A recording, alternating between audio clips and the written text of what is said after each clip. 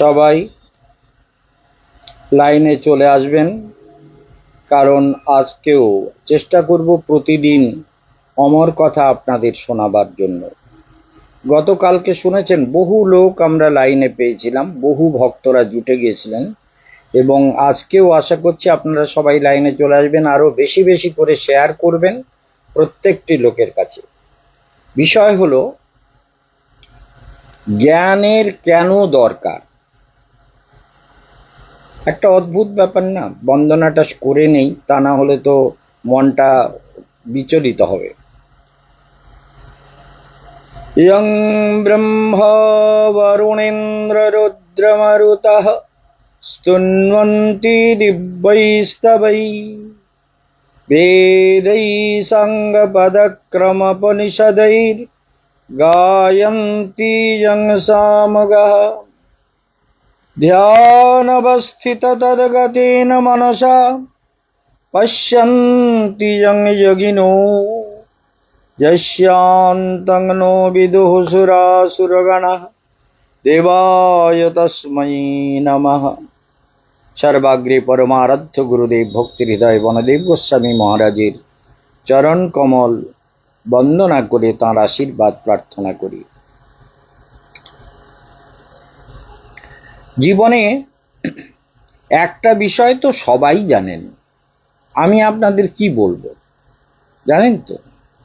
সবাই জানেন যে লোকটা লোককে গুলি করে মারে, একজন শুটার, তাকেও কনসেন্ট্রেট করতে হয়। তা না হলে, এই যেমন আমাদের মুখ্যমন্ত্রী শুভেন্দু অধিকারীকে মারার জন্য রেকি করছিল, মানে কোথায় কিভাবে মারা যাবে তার প্ল্যানিং শুরু করেছিল পাকিস্তানের মদতে। তাহলে তাকেও কনসেন্ট্রেট করতে হয়, প্ল্যানিং করতে হয়।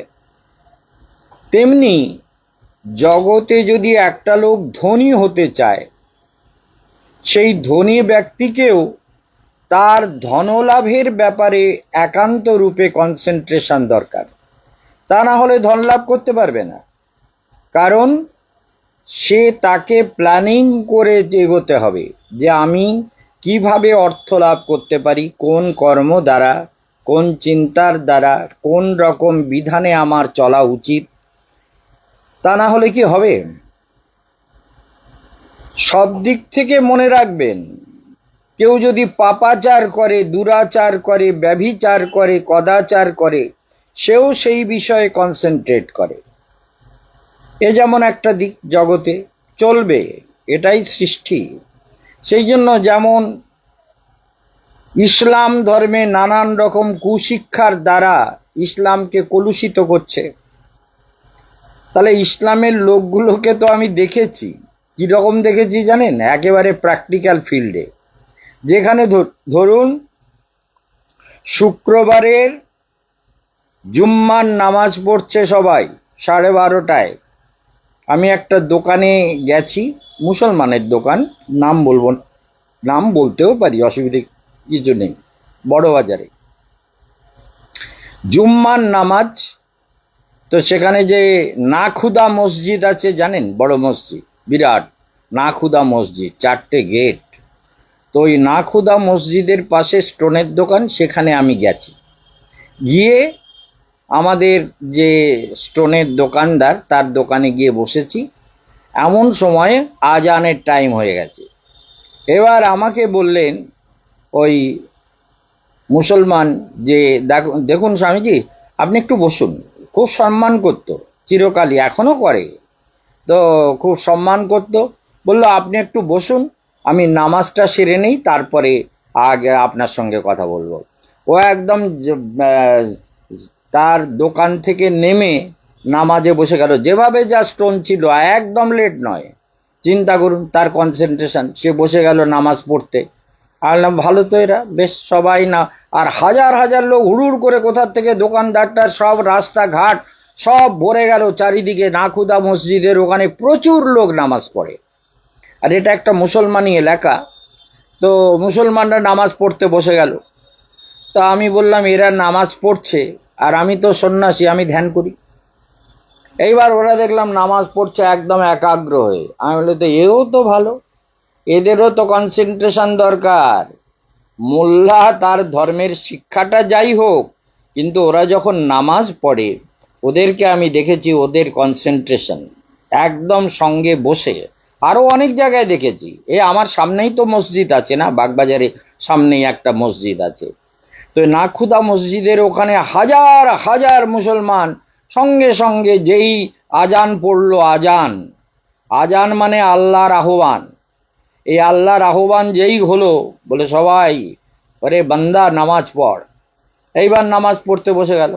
আমি আর কি করবো, আমার বেঞ্চের উপরে একটা গদি দেওয়া আছে, তার উপরে, ও তো নিচে বসে গেল মাটিতেই, সবাই মাটিতে বসছে, রাস্তার উপরে যত রোদ, সেই 12:30টার যে নামাজ, সেই নামাজে সবাই রোদের মধ্যে একদম হাজার হাজার লোক বসে গেছে। আমি অবশ্য ফ্যান চলছে, গদির উপরে বসে এর উপরে বসে সোজা ধ্যানস্থ হয়ে গেলাম। ও আমি বিনা আওয়াজে, ওরাও আওয়াজ করছে না, আমি আওয়াজ করছি না, আমি আমার চেতনায় ধ্যানস্থ হয়ে গেলাম। তাহলে আমার দেখে, কিন্তু সত্যি কথা বলছি, সন্ন্যাসী মিথ্যে কথা বলে না, তা আমার দেখে ভালো লাগলো। তাহলে বাহ, এদের বেশ কনসেন্ট্রেশন, একাগ্রতা, এবং এই নামাজ পড়ার টাইমে সবাই নামাজ পড়তে দোকান টোকান যে যে যেখানে পড়ে আছে সেইভাবে চলে এসছে। দোকান গুছিয়ে টুছিয়ে রেখে তারপরে আল্লাহর নামাজ পড়বে তা নয় কিন্তু। আমি বসেছিলাম, আমার সামনেই সব স্টোন ফোন খুলে রেখে তো একদম গিয়ে নামাজ পড়তে শুরু হলো। তার নাম হচ্ছে শওকত আলী। সে হজ করতে গিয়েছিল, এখন হাজি হয়ে গেছে দাড়ি টাড়ি রেখে। তো শওকত আলী নামাজ টামাজ পড়ে তারপরে যখন উঠলো, তারপরে উঠে উপরে বসে আমাকে বললো, হ্যাঁ স্বামীজি বলুন। তাহলে বুঝতে হবে যে সব ধর্মেই তো কিছু ভালো আছে, ভালো আছে মানে ভালো কথা আছে। সেই ভালো কথা বুদ্ধ দর্শনে, যেমন বুদ্ধ দর্শনে শূন্যবাদ বা শীল সমাধিবাদ, শীল এবং সমাধি, এই সমাধি অবস্থায় যে অনুভব হয়, ভগবান বুদ্ধ বলেছেন সেটা মহাশূন্য। সেই মহাশূন্যবাদকে বুদ্ধ প্রচার করলেন। বুদ্ধের মহাবাক্যকে আমরা সবাই সম্মান করি, সারা বিশ্ব সম্মান করে, সারা বিশ্বব্যাপী। এই জন্য বুদ্ধের ধর্মেতে যে সাধনা করে, সেটা কি কখনো অসত্য হতে পারে? বুদ্ধের পরে পরেই মহাবীর স্বামী আবির্ভূত হলেন, জৈন ধর্মের প্রবর্তক। তো জৈন ধর্মে তিনি ওই একই কথা, তীর্থঙ্কর, দিনে একবার আহার করো, সংযমী হও, সদাচারী হও, পবিত্র হও, নিজের জীবনকে তীর্থ সদৃশ পবিত্র করো, একদম জীবনকে সুন্দর করো। আমাদের পাশে আর একটা যে বাড়িটা আছে না, এই বাড়িতে মাঝে মাঝে ওই তীর্থঙ্কর গ্রুপ এসে এখানে ওদের সব হরিকথা হয়, বাইরে মাইক লাগায় না, ওরা ওই ভেতরে। এবং আমরা গিয়েছিলাম, যারা আমার সঙ্গে পরিক্রমায় গিয়েছিলেন তারা জানেন, জৈন সম্প্রদায়ের প্রচুর প্রচার হচ্ছে। কোথায় জানেন তো? গুজরাটে যেখানে অম্বা মাতার মন্দির, ওই জায়গাটার নাম কি?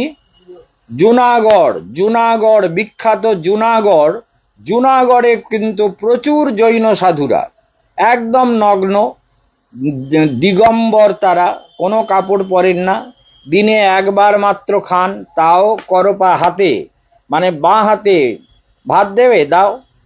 তবে আমাদের ভারতের কফি, আলু, যেগুলো বিদেশ থেকে আমদানি, এসব খায় না কিন্তু। জগন্নাথেরও ভোগ লাগে না, দেখেছেন জগন্নাথের কোনোদিন ভোগে আলু দিয়েছে? তা আমরা দেই, সেটা আলাদা ব্যাপার, আমরা গুরু পরম্পরা মানি। কিন্তু আলু, কফি এসব কিচ্ছু খাবে না, সব ওই গাছের শাক মাক ইত্যাদি তাই সিদ্ধ করে দিচ্ছে, সেই হাতে করে দাঁড়িয়ে একটা পিঁড়ির উপরে, মাটির সঙ্গে দাঁড়িয়ে খায় না, পিঁড়ির উপরে দাঁড়িয়ে, নগ্ন দেহ, একদম লম্বা চওড়া।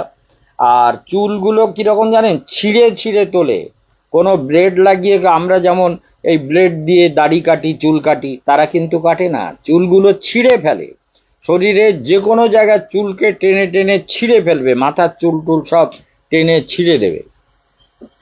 তাহলে দেখুন, মহাবীর স্বামী তিনি এসে জৈন ধর্ম প্রবর্তন করলেন। তো জৈন ধর্মেও তো প্রায় একই রকম, অহিংসা পরম ধর্ম, এটা জৈন ধর্মে, বুদ্ধ ধর্মে, বিশেষভাবে, কারণ বুদ্ধের প্রভাবটা জৈনদের উপরে প্রচুর পড়েছিল। সেই জন্য জৈনরা কখনো হিংসা করে না।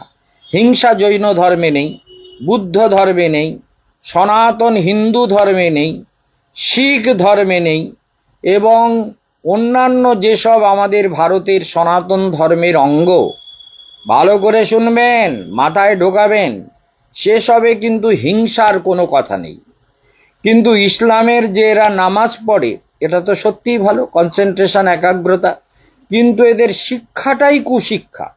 এই মাদ্রাসা ফাদ্রাসা যত রকমের জায়গা, এখানে ছোটবেলার থেকে মগজ ধলাই করা হয় যে তুমি হিন্দু, কখনো তোমার দোস্ত হবে না, হিন্দু তোমার দোস্ত নয়।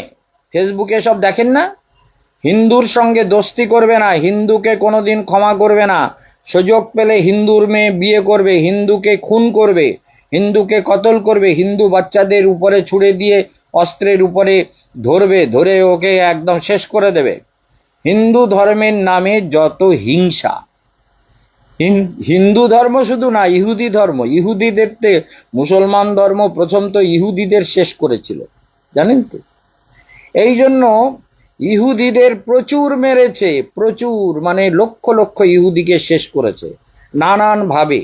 আর হজরত মোহাম্মদের নেতৃত্বে যারা স্বীকার করেন না, তারা আমার কাছে আসবেন, আমি মগজে ঢুকিয়ে দেবো ভালো করে।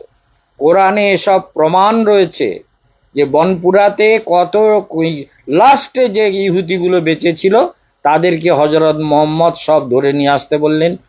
900 ইহুদি, একটা গ্রাম পুরো সব তুলে নিয়ে এসে বিরাট একটা পুকুরের মতো গাড্ডা করে 900 লোককে কেটে ওইখানে ফেলে দিল। ভয়ঙ্কর ব্যাপার। যত সম্পত্তি লুণ্ঠন হতো তার 80% হজরত মোহাম্মদের লোকেদের বিলিয়ে দিতেন, আর 20% নিজের কাছে রাখতেন তার কাজকর্মকে চালাবার জন্য। আর এইভাবে হিংসাকে ধর্ম বলে চালিত করে। কিন্তু তারা যে নামাজ পড়ে, সেই নামাজে যে কি বলে সেটা তো আমার দরকার নেই, কিন্তু নামাজ পড়া আজকাল বইতেও দিয়ে দিয়েছে, সেগুলো আমরা পড়ার দরকার, আমরা পড়ি না। কিন্তু নামাজ পড়লে কি হবে, নামাজ পড়ছে, কিন্তু শিক্ষাটা তো দেওয়া হচ্ছে বিদ্বেষের শিক্ষা, হিংসার শিক্ষা, মানবের জীবন নষ্ট করার শিক্ষা, অপবিত্র সমস্ত চেতনাকে ভীষণভাবে কলুষিত করার শিক্ষা, সমস্ত মেয়েদের প্রতি হালাল করার শিক্ষা, নানান রকম কুৎসিত শিক্ষা ধর্মের নামে। ধর্মকে নানানভাবে কলুষিত করেছে একমাত্র এই মুসলমানরা। সেখানে কিন্তু আমাদের হিন্দু ধর্ম বা সনাতন ধর্ম, সনাতন হিন্দু রাষ্ট্র গঠন করবার জন্য আপনাদের প্রত্যেকের মগজে থাকা দরকার যে আমরা সনাতন হিন্দু রাষ্ট্র গঠন করব। প্রত্যেকে শেয়ার করবেন যে কেশবানন্দ বন মহারাজ বলেছেন সনাতন হিন্দু রাষ্ট্র। আমাদের কারোর উপরে হিংসা নেই, কিন্তু আমরা বলে বাটোগে তো কাটোগে, কথাগুলো ভুলে যাবেন না। সবাই কনসেন্ট্রেশন করুন নিজের ধর্মে। দেখুন, যত ধর্মমত জগতে আছে, সব থেকে বড় ধর্মমত হচ্ছে চৈতন্যদেবের প্রচারিত ভক্তি ধর্ম। আর চৈতন্যদেব যে দর্শন প্রচার করলেন তার নাম হচ্ছে অচিন্ত ভেদাভেদবাদ।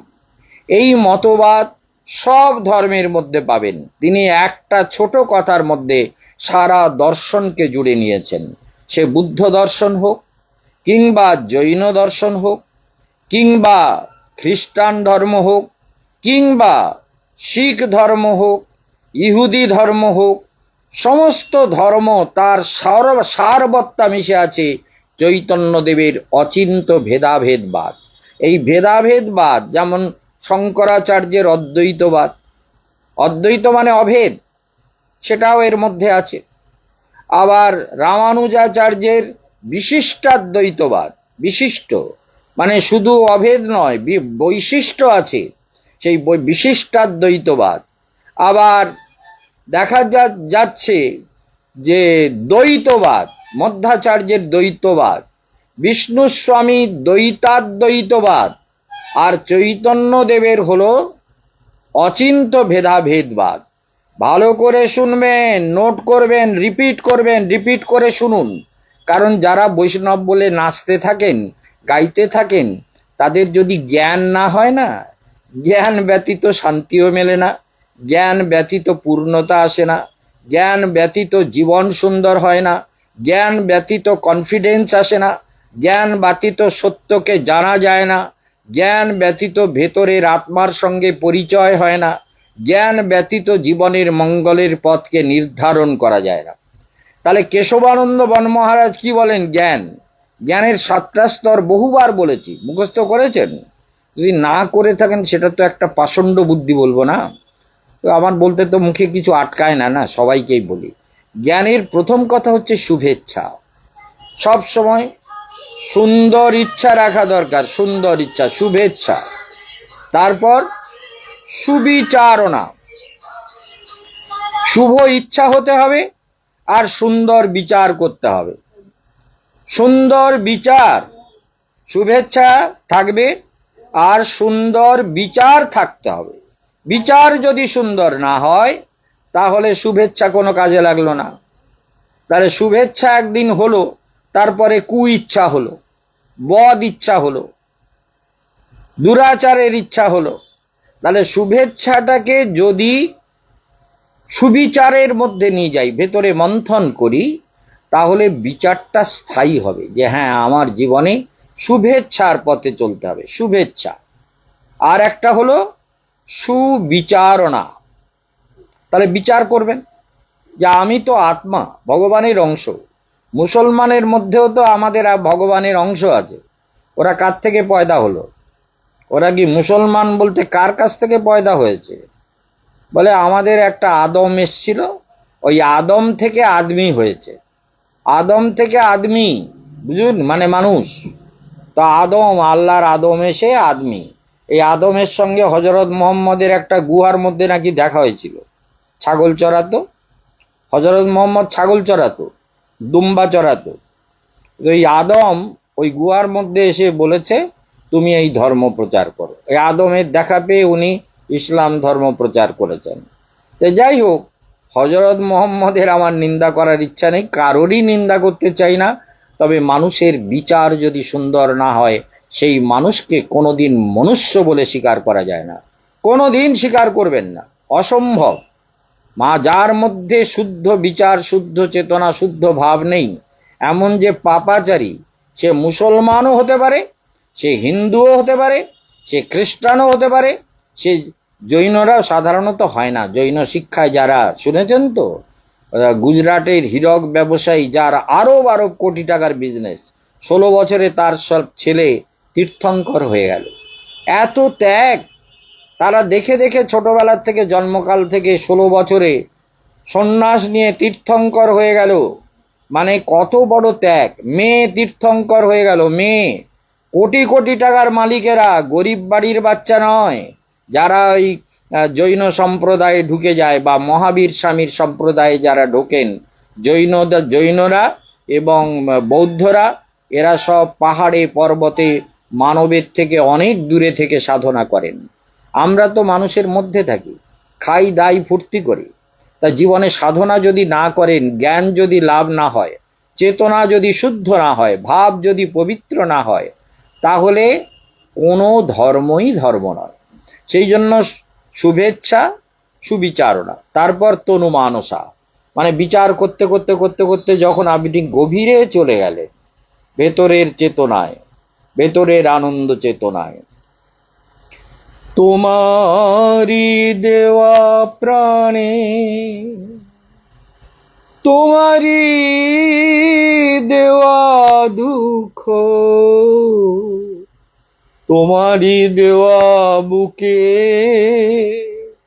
তোমারি অনুভব, তোমারি দেওয়া প্রাণে, তোমারি দেওয়া দুঃখ, তোমারি দেওয়া বুকে, তোমারি অনুভব, তোমারি নিরজনে ভাবনান মনে তোমারি নিরজনে, ভাবনায়ান মনে তোমারি সান্ত্বনা, শীতল সৌরভ তোমারি দেওয়া প্রাণে, তোমারি দেওয়া দুঃখ তোমারি দেওয়া বুকে তোমারি। তাহলে ভগবান হৃদয়ে বসে আছেন, সবার অন্তরে অন্তর্যামী রূপে পরম সত্য সুন্দর আনন্দ রসরা চিরবিদ্যমান। তাকে যখন আপনি দেখবেন তখন কি হবে? তনু মানসা, মানে জ্ঞানটা কোথায় যাবে?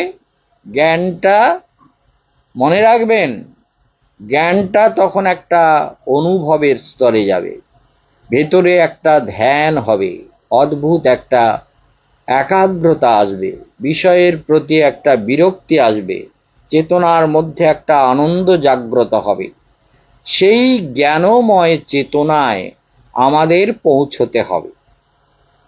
তাহলে যদি না পৌঁছাতে পারেন তাহলে তো সাধনা এগোচ্ছে না। রোজ সাধনা এগোবেন, রোজ ধ্যান করবেন, রোজ মন্ত্র জপ করবেন, রোজ রাত্রে ঘুমোবার সময় গভীরভাবে ভগবত চেতনায় নিজেকে নিয়ে যাবেন। এই জীবনটা তো ভগবানের, তাই ভগবানকে যদি না পাওয়া যায় তাহলে আসা যাওয়া সার হয়ে যাচ্ছে, বেকার হয়ে যাচ্ছে আর কি।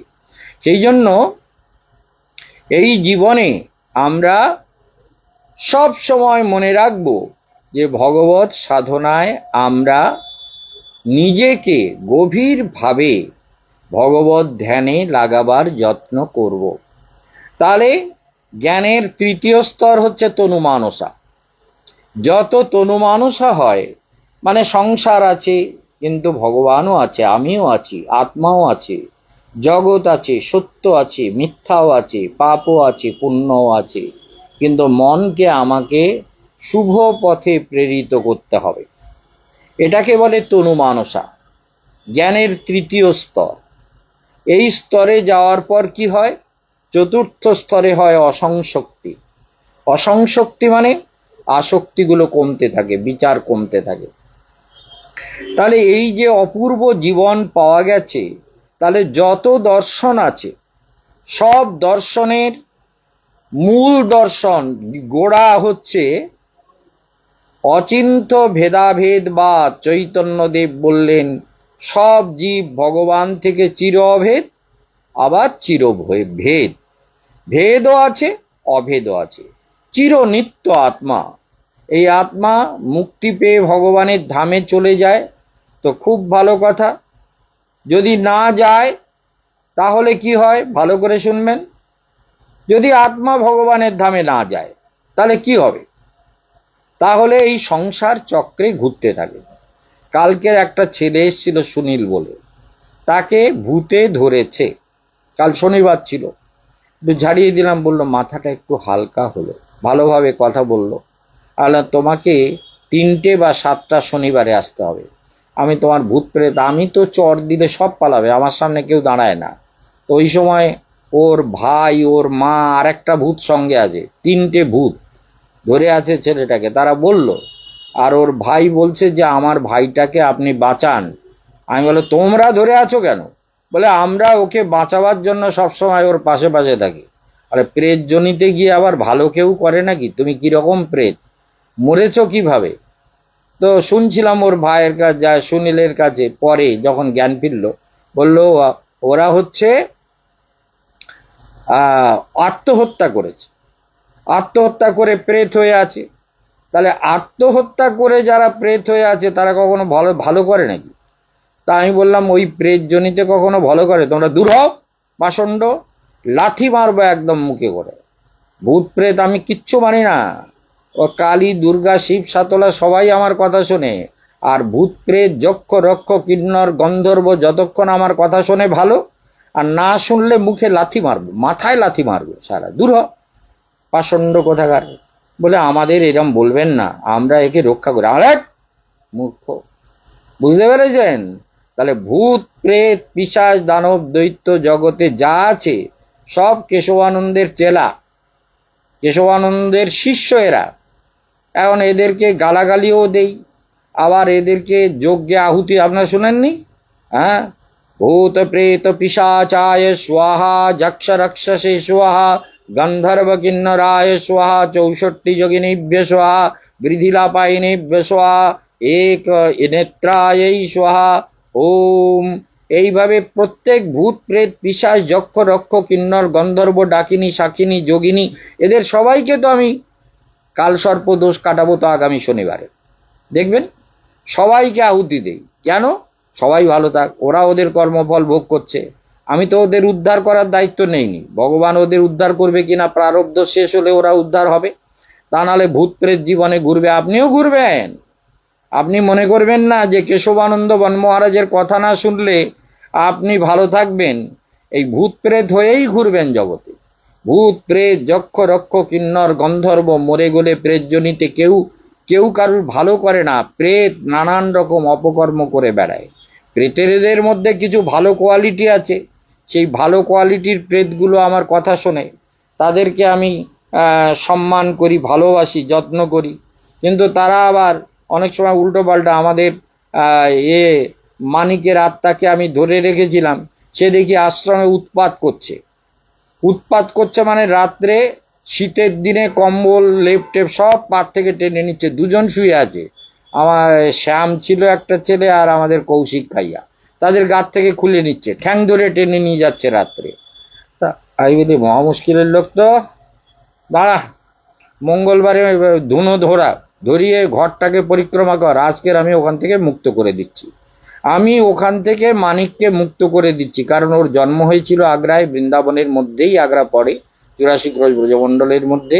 এই আগ্রাতে বৃদ্ধেশ্বর মহাদেব আছেন, ক্ষেত্রপাল, সেই জন্য ওকে আমি আজকের মুক্তি দিয়ে দেবো। তো মানিককে মুক্তি দিয়ে দিলাম, আর কোনো উৎপাত আশ্রমে হয় না, কোনো দিন হয় না। আগে হতো, তখন আমি কিছু উল্টোপাল্টা জিনিসও রেখেছিলাম, সেগুলো আর রাখি না। এখানে একটা জিনিস আমাকে কাজ করার জন্য রাখতে হয়, কালকে সেটা ব্যবহার করে নিই। যাই হোক, সেটা আর বলবো না আপনাদের। কিছু ভয়ঙ্কর জিনিস আমাকেও রাখতে হয় শয়তানকে শায়েস্তা করবার জন্য, এটা মনে রাখবেন। সেই জন্য শয়তানের সঙ্গে আন্ডারস্ট্যান্ডিং দরকার। এই জন্য আমাদের জীবনে যদি আমরা ভগবানকে ধ্যান করতে না পারি, তাহলে এই জীবন তো আমাদের নানান ডিস্টারবেন্সের মধ্যে চলে যাবে। তাহলে সুবিচারণা তনু মানস অসংশক্তি, যত বিচার করতে থাকবেন না মহারাজের কথা, কেশবানন্দ বন মহারাজের কথা, তত দেখবেন বিষয়ের আসক্তি কমে যাচ্ছে, তত আত্মবিশ্বাস বাড়ছে, ভয় চলে যাচ্ছে, মোহ চলে যাচ্ছে, জীবনের সমস্ত উদ্বেগ চলে যাচ্ছে, জীবন প্রসন্ন হয়ে যাচ্ছে। হবেই হবে, হবে না কোনো কথা? আরে 3 আর 2 5 তো হবেই হবে, 5 আর 7 12 তো হবেই হবে, এই তো অঙ্ক, এটাই তো লজিক। তাহলে লজিক যদি কেশবানন্দ মহারাজ বলেন যে এইটা করো, এইটা হবে। এখন ধরুন আপনি অনেক দিন কবচ পড়েছেন, কবচ পরে যদি এফেক্ট না পান, বেশি বছর হয়ে গিয়ে থাকে, নানান কারণে কবচের শক্তি নষ্ট হয়, কোনো মোড়া পড়ানো লোক টোক ছোঁয়া, কোনো সময় গিয়ে ভয় পাওয়া, বজ্র পড়লে ভয় হওয়া, বজ্র পড়লে চমকে যাওয়া, ভূমিকম্প হলে চমকে ওঠা, কোনো কারণে কোনো কিছু দেখে চমকে যাওয়া, সেই সময় যদি মন্ত্র জপ করেন তাহলে কবচের শক্তি বাড়ে। আর যদি না জপ করেন, ভয় পেয়ে যান, শ্মশানে কিংবা বজ্রপাত হলে কিংবা ভূমিকম্প হলে কিংবা অতিবৃষ্টি কিংবা কোনো ভয়ঙ্কর কিছু দেখে যদি ভয় পান, তাহলে আপনার কবচের শক্তি একটু একটু করে কমতে থাকে। কারণ কবচটা তো দৈবী শক্তি দিয়ে দেওয়া, দৈবী ভাব না থাকলে আপনার ভীতু ভাব কবচের শক্তিকে হ্রাস করে। ঠিক তেমন ওই জন্য কবচগুলো যারা পুরনো কবচ পড়েছেন তারা পুনরায় কবচ বদলে নেবেন, 5 বছর 6 বছর 7 বছর হয়ে গেছে, বদলে নিয়ে মহারাজের নিয়ম মতো চলবেন, আর কবচ আবার রিচার্জ হয়ে যায় যদি আপনি কোনো বিপদে পড়ে মন্ত্র জপ করেন। একদম শিওর, কেশবানন্দ চ্যালেঞ্জ করে বলছে, যে কোনো পরিস্থিতিতে। আমার জীবনের হাজার হাজার ঘটনা বলেছি, আপনাদের মগজে ঢোকেনি। এখানে বলছে এই এই হবে না, আর হবে না, দেখা যাক। বসে ধ্যান করলাম, দেখি একজন এসে বলছে মহারাজ হবে না, মানে হবে, আপনি চিন্তা করবেন না, আমি ম্যানেজার। ম্যানেজার মানে কিসের ম্যানেজার? কর্পোরেশনের ম্যানেজার, মনে রাখবেন। আমাকে তার যত অফিসিয়াল সব আমাকে চেল্লাচ্ছে, তাহলে আপনাদের কি একটা গরুর গোয়াল নাকি? চিৎকার করছেন কেন? চুপ করুন। বলে আপনি এসব এখানে এসছেন কেন, অমুক কেন তমুক কেন না। আর আমি এসছি আমার কাজে, মাদ্রামি করার জায়গা পাচ্ছেন না না? এইবার ম্যানেজার সাহেব আমি বসে, আরে চুপ করুন, আমাকে চিন্তা করতে দিন। গভীর ধ্যানে বসলাম। তারপর ম্যানেজার সাহেব বলছে, মহারাজ আপনার চিন্তা নেই, আপনার মিউটেশন হয়ে গেছে, আপনার জমি। আমার একটা জমি ছিল চৌরাস্তায়, বেহালা চৌরাস্তা, টিকে বসু ডাক্তারখানার পাশে। তো সেই চৌরাস্তার জমিটা এত মানে দুর্ভাগা জমি, ওই জমিতে কোনো কিছুই কেউ করতে পারছে না। ভীষণ মানে ব্যাঘ্রমুখী ভয়ঙ্কর জমি, পিছনে ছোট সামনে অনেকটা বড়। সেই জমি আমি তখন বাস্তুশাস্ত্র জ্যোতিষচক্র পড়ছি মাত্র, অতটা অনুভব হয়নি। কিন্তু ওই জমি আমি কোনো রকমে, জমির দাম তখন ছিল 16-17 লাখ, আমি বিক্রি করলাম 2.5 লাখে। 2.5 লাখে বিক্রি করে দিয়ে হাঁটা আমি চলে আসলাম। আমি বলে এই জমি, আমি এখানে ভাগবত করার পরেও এই জমিতে যখন ভালো কিছু হতে চাইছে না, তাহলে এই জমি 2.5 লাখে বিক্রি করে দিলাম। তাও আবার বিখ্যাত ওখানকার যে কি বলে, ওই যারা যারা করে প্রমোটিং করে, প্রমোটার, বিখ্যাত প্রমোটার কাজল রায়, তাকে বিক্রি করলাম। সেও এতদিন ধরে, এত বছর, সে কবে বিক্রি করেছি জানেন আপনি? 86-এ 87-এ, এখনো পর্যন্ত কিছু করতে পারেন। ভালো করে চিন্তা করবেন, ওই জমি দূষিত জমি। এই জন্য আপনাদের বলি, বাড়িতে দোষ থাকলে বাড়ির দোষ কাটান, বাস্তুযন্ত্র লাগান, ঘোড়ার নাল লাগান, কেশবানন্দের কথা শুনুন, খুব অসুবিধা হলে বাড়িতে যজ্ঞ করান। আমি যজ্ঞ করলে প্রতি বছরে বাড়িতে যজ্ঞ করা উচিত, জানেন? এই দেবতারাই তো আমাদের রক্ষা করে। দেবতা কারা? যারা কিছু দেয়। তা আপনি দেবতাকে কিছু দেবেন না, দিনরাত বললে আমাকে দাও আমাকে দাও, ঠাকুর দাও, দুর্গা দাও, কালী দাও, শিব দাও, শীতলা দাও, ইঁদুর দাও, বাঁদর দাও, সব দাও, গাধা দাও, শীতলা মা দাও, কালী মা, দক্ষিণা কালী, ভদ্রকালী, শ্মশান কালী, সব দাও, আমারে দাও। আর দেবতার উদ্দেশ্যে কোনো করবেন না, যজ্ঞ করবেন না, দেবতাকে কোনো আহুতি দেবেন না। তা আপনার গৃহের অমঙ্গলগুলো যাবেটা কি করে? বলে আমাদের এখন এত টাকা দিয়ে করার সামর্থ্য নেই। সে তো নেই, বুঝতে পারছি, কিন্তু কিছু ক্রিয়া তো করা যায় বাড়িতে। সেগুলো তো আমার বইতে লেখা আছে, মগজে ঢোকে না, পড়ো না বইগুলো। এই যে 2য় খণ্ড বই, প্রতি পূর্ণিমাতে আমি বলেছি যে 5টা পাতা, অশোক পাতা, আম পাতা, বট পাতা, দেবদারু পাতা, আর হচ্ছে বেল পাতা, এই 5টা পাতা দিয়ে মালা করে বাড়িতে প্রতি পূর্ণিমায় লাগিয়ে দেবেন, একটু রিবন লাগিয়ে, শিবমন্ত্র জপ করে। জোয়ারের গঙ্গা জল, এই জন্য বলি, জোয়ারের গঙ্গা জল বা গঙ্গা জলই হয়, কিন্তু সম্পূর্ণ বেশি প্রভাবশালী হয় যখন গঙ্গা উত্তর বাহিনী হয়, উত্তরে যখন গঙ্গার স্রোত যায়। তার মানে জোয়ার দক্ষিণ থেকে তো সমুদ্র থেকে আসছে গঙ্গা, যখন উত্তর বাহিনী হয়, উত্তরে আমাদের উত্তর হচ্ছে কি, জোয়ারের জল আসে, তেমনি উত্তর বাহিনী গঙ্গা থেকে জল নিয়ে এসে, লোক যেখানে গঙ্গা ঘুরে গেছে উত্তর দিকে, সেখান থেকে জল নিয়ে কিন্তু ওই বিহারের যে আপনার শিবজি আছেন, অর্থাৎ আমাদের সেই শিব, হ্যাঁ, বৈদ্যনাথ ধামে লোকে পুজো করছে। কারণ ওই উত্তর বাহিনী গঙ্গা, যে গঙ্গাটা আসছে উত্তর হিমালয় থেকে দক্ষিণে, কিন্তু আসতে গিয়ে উত্তরে ঘুরে গেছে, সেই জায়গা থেকে জলটা তুলছেন। সেখান থেকেই পরশুরামও জল তুলেছিলেন, রামচন্দ্রও জল তুলে ঢেলেছেন। এই জন্য যেখানে গঙ্গা উত্তর বাহিনী হয়ে গেছে, সেখান থেকে জলটা তুললে প্রচুর শুভ ফল দেয়।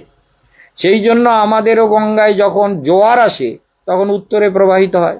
সেই জন্য আমরা সাধারণত আমাদের আশ্রমে যে গঙ্গা জল দ্বারা পুজো করি, সেটা যখন জোয়ারের জলটা আসে, উত্তর দিকে যখন জল যায়, সেই জলটা আমরা তুলে নিয়ে আসি এবং সেই জলেই আমরা ক্রিয়া করাই।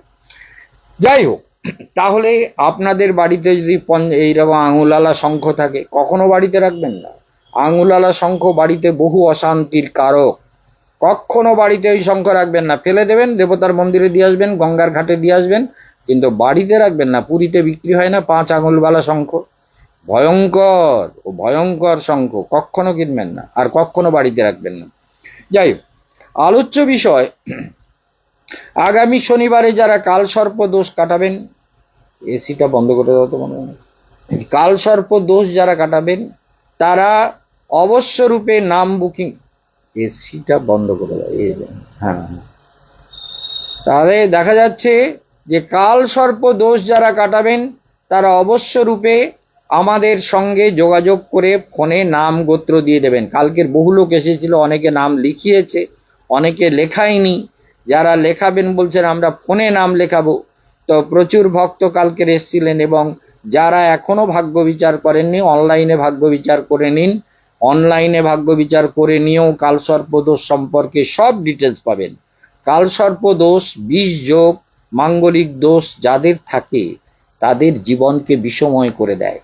কালকের এক মা ছক করতে পাঠিয়েছিলেন সন্ধেবেলা, তাকে ওই সন্ধেবেলাই বিচার করে সব পাঠিয়েও দিয়েছি আর বলেও দিয়েছি যে দেখো মা, তুমি তোমার বিবাহিত বলে আমার স্বামী তো নেই, মরে গেছে। আমি মরবে তো, তোমার তীব্র মাঙ্গলিক দোষ, দ্বাদশে মঙ্গল, তীব্র মঙ্গল আর বিষ যোগ, তুমি কোনোদিন সংসারে সুখ পাবে না, মানসিক শান্তি পাবে না, বিষণ্ণতা তোমাকে ছাড়বে না, ভেতরের অশান্তি তোমাকে ছাড়বে না, মানসিক ডিপ্রেশনে, নার্ভের রোগে ভোগাতে পারে, প্রচুর প্রবলেম তোমার জীবনে। যেসব প্রবলেম বিষ যোগ, মাঙ্গলিক দোষ এবং কালসর্প দোষ।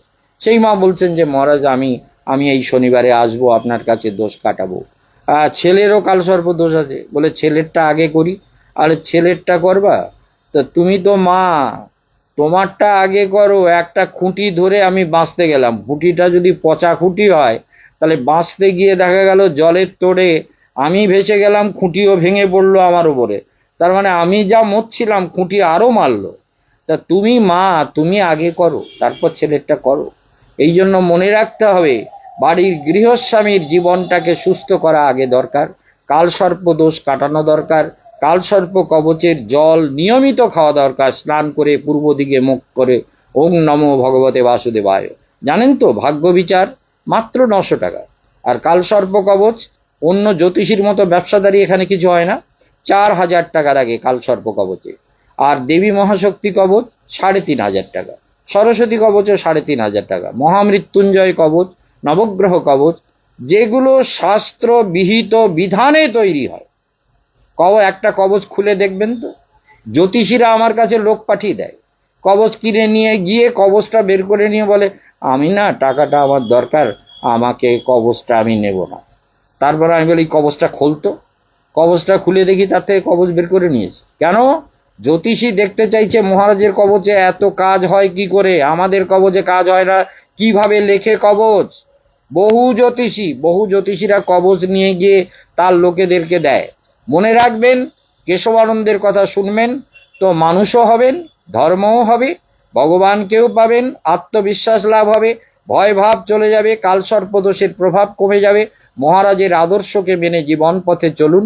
আমি এই জ্ঞানকে জগতে প্রত্যেকের জীবনে আশা করি যে আপনারা জ্ঞান লাভ করুন। তাহলে শুভেচ্ছা, সুবিচারণা, তনুমানসা অসংশক্তি, তারপর সত্যাবত্তি। আর কোনো আপত্তি নেই তো, সত্যই প্রকটিত হয়ে গেল।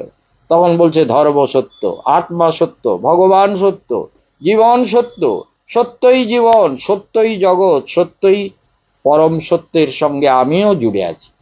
সেই জন্য ক্রমে ক্রমে এই সত্যগুলোকে বুঝুন। আর ভাগ্য বিচার যারা অনলাইনে করবেন করান, অনলাইনে কবচও নিতে পারেন। আমরা অনলাইনে প্রচুর কবচ পাঠাই তো, আন্নামানে থেকে আন্নামানে পাঠাই, মুর্শিদাবাদে পাঠাই, এতে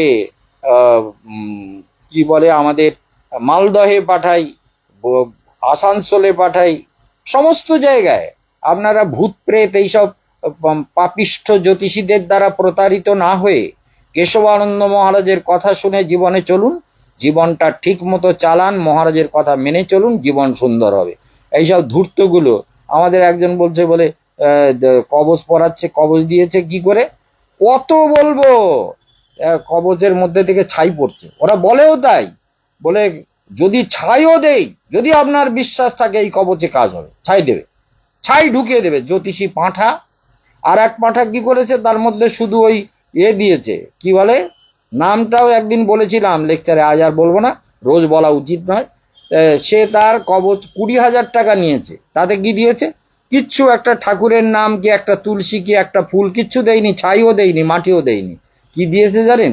শুধুমাত্র গালা গালিয়ে গালিয়ে ভেতরে দিয়ে ভরে দিয়েছে, বেশ ভারী হয়েছে, গালা দিয়ে ভরে দিয়ে চেপে দিয়ে 20,000 টাকা নিয়েছে। আর একজন জ্যোতিষী দেখাচ্ছে, বলে দেখি তোমার কবচে 20,000 টাকা নিয়ে, শুধু গালা দিয়ে ভরে দিয়েছে। কিরকম জ্যোতিষী পাঁঠা! এই পাঁঠাগুলোকে আগে তারাপীঠে যায় আবার বাঁদরামি করতে, এদের ওখানে বলি দেওয়া দরকার, জীবন্ত বলি দেওয়া দরকার তারাপীঠে। কেন এইসব মানুষকে ধোকা দেবে? কেন মানুষের উপরে এরকম অন্য অত্যাচার করে মিথ্যা বলে টাকা নেবে? অদ্ভুত ব্যাপার। এইসব পাপীদের কাছে কখনো যাবেন না, জীবনকে কলুষিত করবেন না।